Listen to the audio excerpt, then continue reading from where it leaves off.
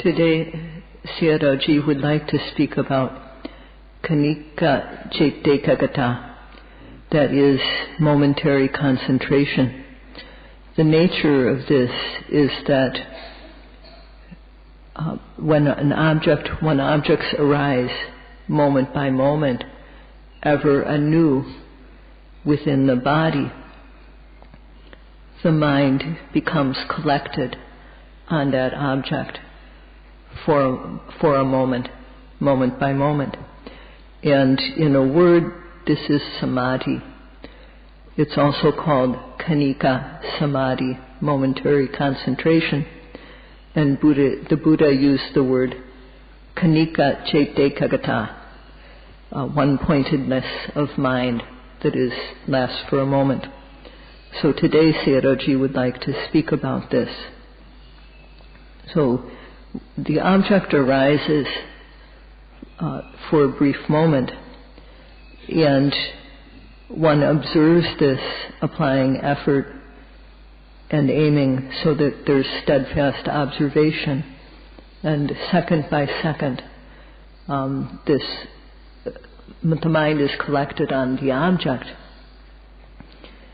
So Sayadaw would like to explain how valuable this is, and how when one moment of this concentration follows another so that many moments are continuous, the energy develops and this becomes very valuable.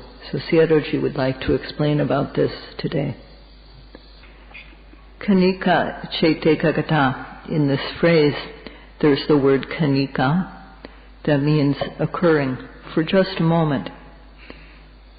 And what it is that occurs for just a moment is the mind's one-pointedness falling collectedly for a moment on the arising object.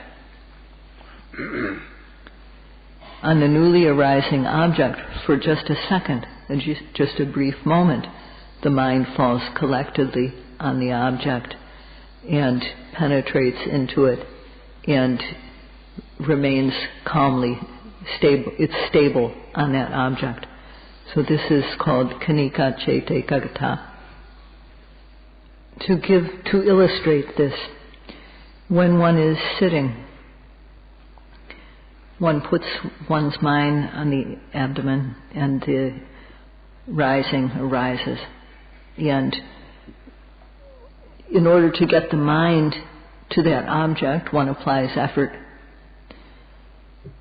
And one's observation is effective.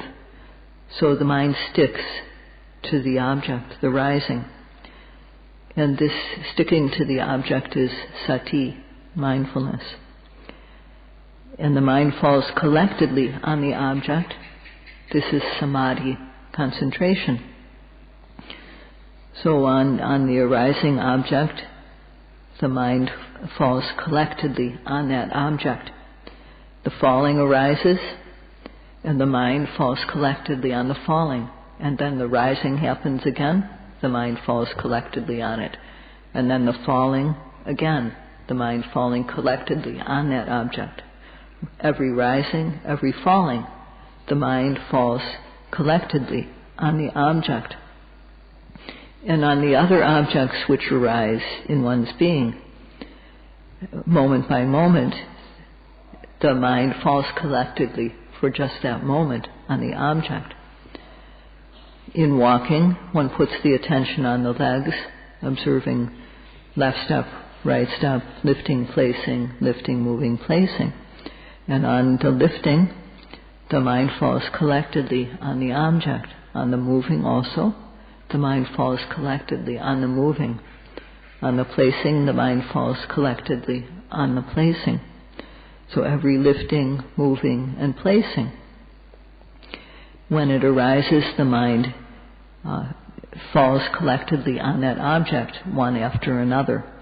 And when one comes to the end of the walking path and stands, putting one's attention on the standing posture, also the mind falls collectedly on the standing, and then on the turning.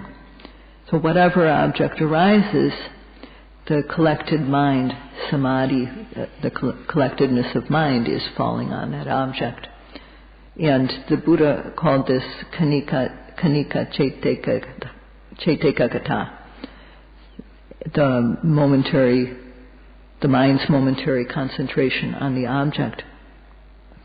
It's also called kanamatati samadhi, that is samadhi that is established for a moment. And in short, it's called kanika samadhi, momentary concentration.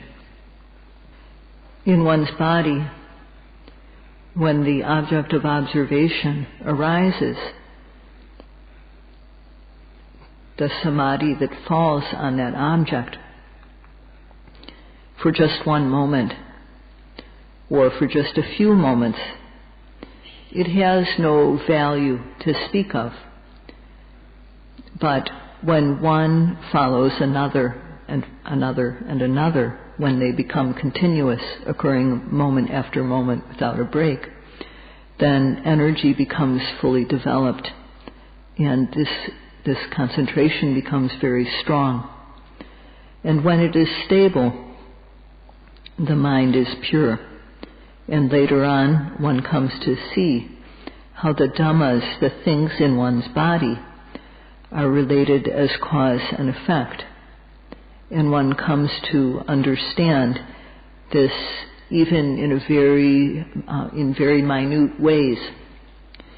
So one comes to know what initially one didn't know. And the mind at once becomes quite clear. So to describe the power of this type of concentration at the grossest level, it is said, Sopi hi aramane nirantarang ekakarena pavittamano patipekena anabhibuto apito via chittang nichalang tapeti. And what this says is, it's true. This concentration lasts only for a moment. But it too, that means when we say this type of concentration also, then that implies we understand that there are other types of concentration also. And Sayadaw will explain about this later. This kanika samadhi makes the mind, it holds the mind so that it is stable, not moving, and so that it is calm. It keeps lobha and dosa from shaking it. These factors can't cause the mind to become shaken. That's the essential thing that it does. Further, it is said, apito via, that this refers to the concentration that is done when people develop the absorptions, the jhanas, worldly jhanas, and the mind becomes calmly established on a single object, on the samatha object. So when people practice concentration practices, they develop this type of samatha jhana called apana. And in this absorption, the prior consciousness is jhana absorption consciousness, and then the next one, and the next one, the next one. One after another, this type of consciousness is arising on the same object. And, for example, if this jhana lasts for 5 minutes, that means for 5 minutes the mind is sticking to that object of the jhana without moving. And this is called apana samadhi, or absorption concentration. And by saying apito via, the text is saying that just as those who practice jhana can keep their mind on that object for a long time, so too Khanika Samadhi, momentary concentration, has this same power to place the mind on the ever new arising object again and again and again. So Khanika Samadhi takes as its object the newly arising object, which moment by moment, whereas absorption takes as its object a single object. But both of these are able to keep the mind stable. So the teachers explain the meaning by saying Pavattamano, and that means occurring. So, but this mana, the suffix mana in this word, indicates that it has to be continuously occurring, like a stream or like a line of ants, one after another. This is what is meant by the word pavattamano.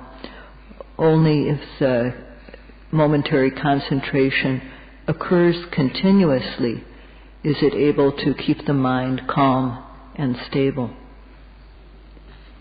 The word pavattamano is combined of a verb and a suffix, and the verb is pavattam, which means to occur.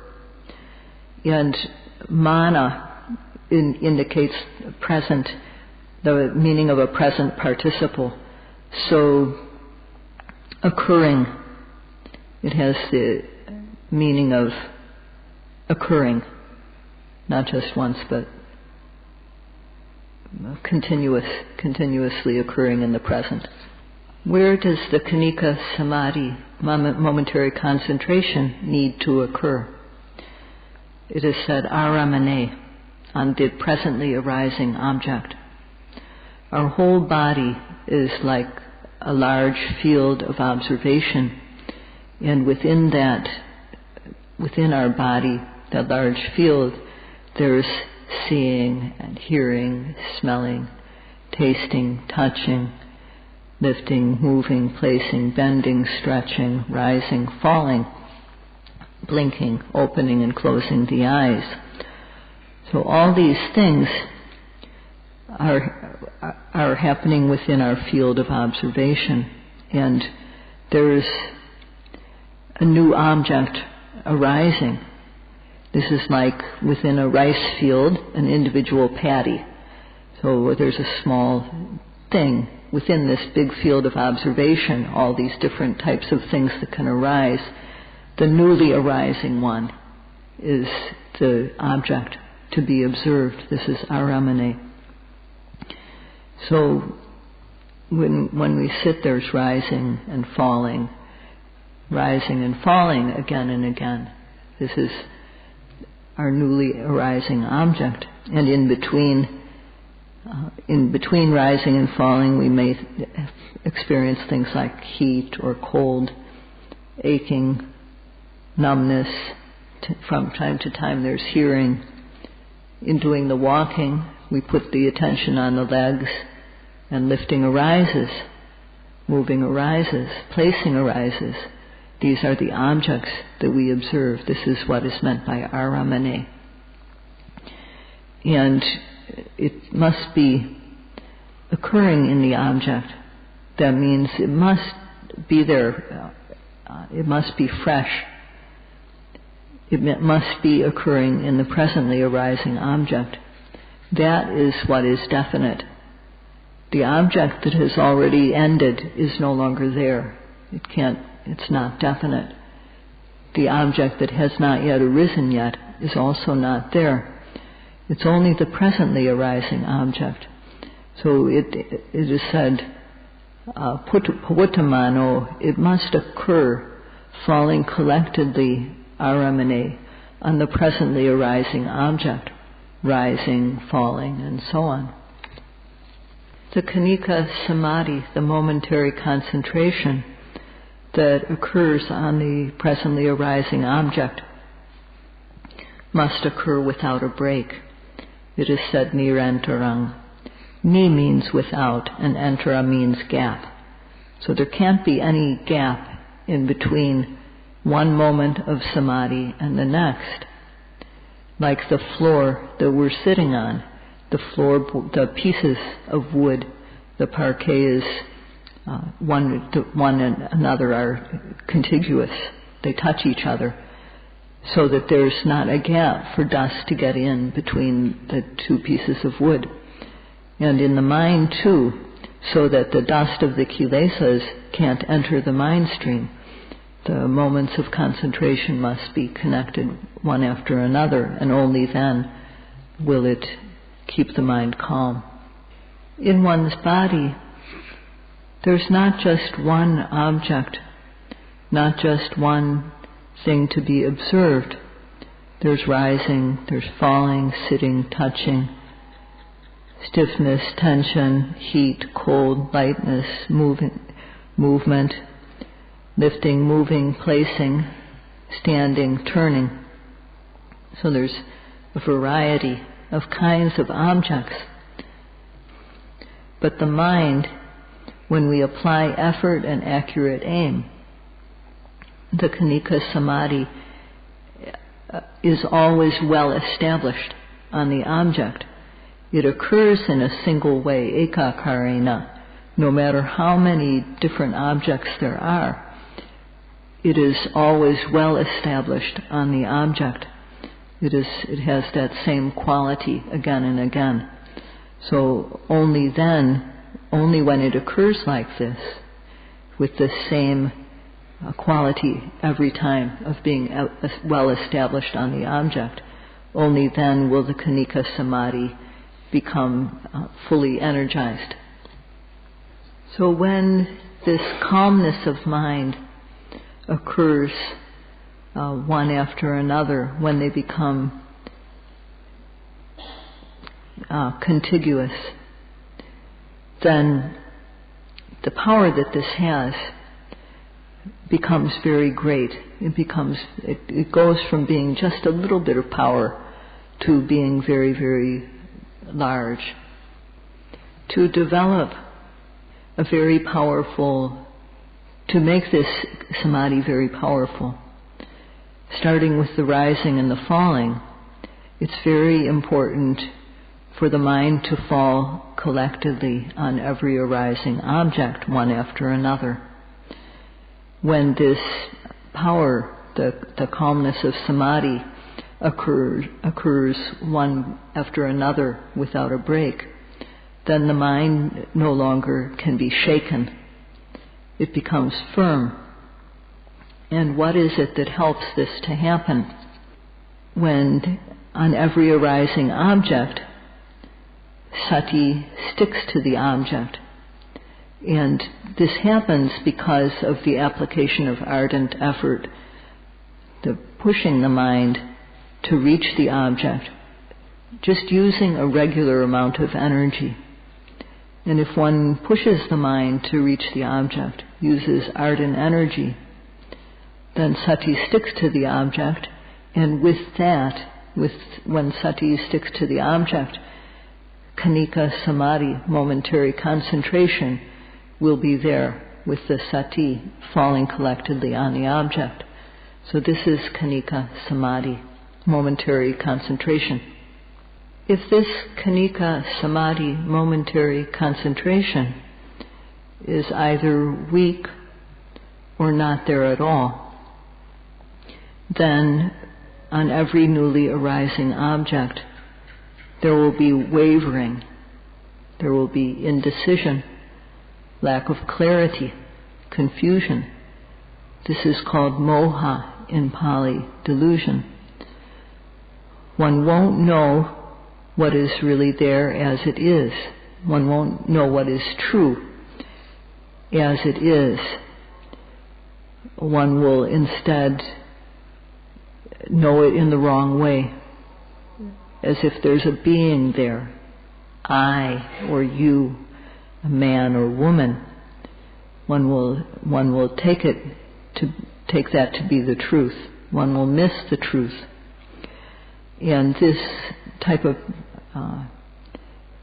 this is what is known as defilement or dirt in the mind. And because of these, because of not seeing things the way they really are, but taking them in the wrong way, Because of this, one plans wrong things, one speaks wrong things, and one does wrong things. And misdeeds are things which are disgusting and despicable. And they have at their base, the root cause for them is moha, or delusion. So this too is despicable. And further, there's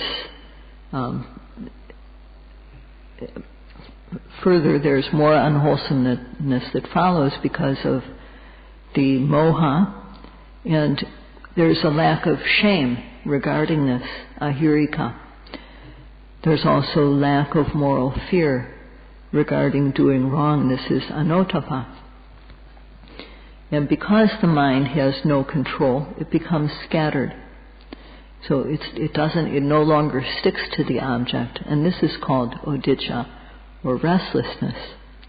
So these four qualities of moha, ahirika, anotapa, odicca, or delusion, lack of shame, lack of moral fear, and restlessness, these factors occur every time the mind is unwholesome. And for most people, this is what happens most of the time. Also, if now one doesn't practice respectfully, with meticulous care, and with continuity, then also one is no different from ordinary people.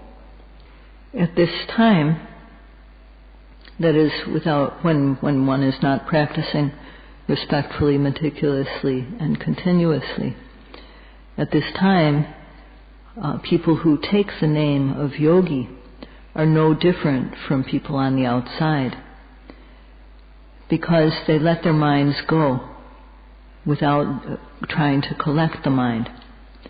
And if one continues letting one's mind go, then when one encounters an object that is likable, there will be lobha or greed. When one encounters an object that is detestable, then there will be anger or unhappiness. And for ordinary people, day by day, this is what happens most of the time. And the wholesome, clean mind has no chance to arise. So with this, people aren't able to, without the wholesome mind arising, people aren't able to keep their heart humane, keep a humane attitude. And therefore, there's no chance to develop the type of knowledge that is special human knowledge. Because of actions, wrong actions, people no longer behave like a true human being. So in the world, most people are like this, lacking true human behavior, lacking a humane heart, and lacking special human knowledge. And this amounts to the destruction of the world. People don't understand that they need to choose between deeds that are good and deeds that are wrong. So people don't have the sense of fear or shame, moral fear and moral shame regarding what they do. And these two dhammas, moral shame regarding what we do, hiri, and moral dread regarding what doing wrong. These two dhammas are what protects our own individual world, because they keep us from doing wrong. And without these, people who lack these two qualities, their own individual world is being destroyed, because what destroys our world is the misdeeds that we do. Because there's a very large number of people in the world who lack these two qualities of hiri and ottappa, the world is no longer stable and peaceful. People who are disgusted and despise misdeeds will avoid doing them. And by avoiding them, one becomes gradually pure. And the environment is not harmed through what we do. Therefore, because of our avoiding misdeeds, the environment becomes peaceful. Because one can control one's own individual world, the environment becomes peaceful. How good this is. In order to control oneself and make one's world peaceful, as well as the environment peaceful, one has to have energy. And to get this energy, we practice. First of all, we keep sila to control our physical and verbal behavior. And then we purify the mind by developing momentary concentration, khanika samadhi, and making it good bit by bit. When the khanika samadhi is strong, then one will surely come to see the real things which are inside one. And one will see these not because one has heard about them from the teacher or read about them or thought about them, but they will come naturally, automatically through the practice. This is guaranteed to happen through application of the practice. So now it has been 3 weeks, and there are still some yogis who are not able to note properly. And needless to say, if they aren't able to note properly, they are also not able to see true nature. So, in this amount of time, it shows that either the yogi does not respect the practice, or is not working meticulously, or is not working continuously. So one has to think about this for oneself. Don't throw away this valuable opportunity. So if you can't use the opportunity that exists here to do the practice, then you won't get the benefit of having come here. So coming here, one has left behind the pleasures that one had at one's home, left behind sense pleasures. And here, if one doesn't get the pleasure of the Dhamma, then one is losing on two sides.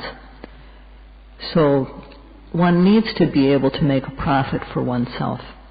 And Sayadaw is showing you the method for making a profit. So if you don't use it, then you are not seeing that this is a way to make profit.